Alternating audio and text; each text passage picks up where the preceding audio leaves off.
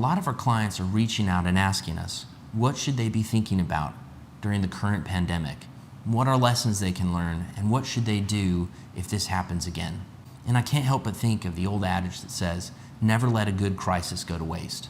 I think back to the playbook that we looked at and created back in 2008 and 2009, what lessons did we learn then? Those lessons could be just as applicable now as they were then.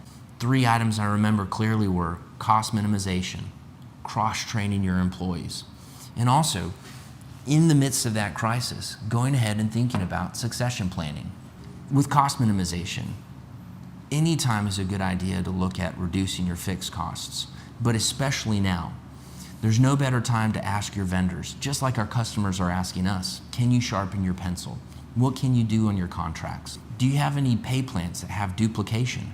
Are you paying for the same thing twice, the same level of service?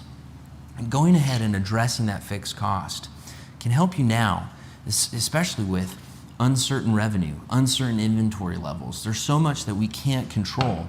Going ahead and controlling what we can, which are our costs, can help us now, but also help us once things turn around, just like we saw from 2010 and 2016, high profitability. Another item to consider is cross-training your employees. If you're just looking for workforce flexibility, you could also think of how does that play well with the current pandemic? Say, for instance, you have an employee that has to go home because they tested positive for COVID-19. Do you have to quarantine the entire department? Or do you have other employees that can step into that same role? Just like we looked at transitioning direct sales, customer-facing sales to online sales, maybe it's time to look at cross-departmental as well. Then lastly, I'd look at your succession planning. In this crisis, or in any crisis, you want to build your team so that you're not managing that burden of navigating that leadership burden by yourself.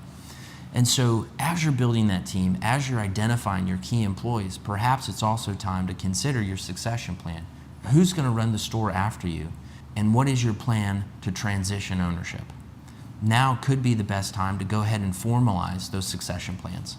Regardless, even if you're looking at cost minimization, cross-training, succession planning, or other items, going ahead and having a disciplined approach as you consider this crisis can be the playbook that you bring back for the next one.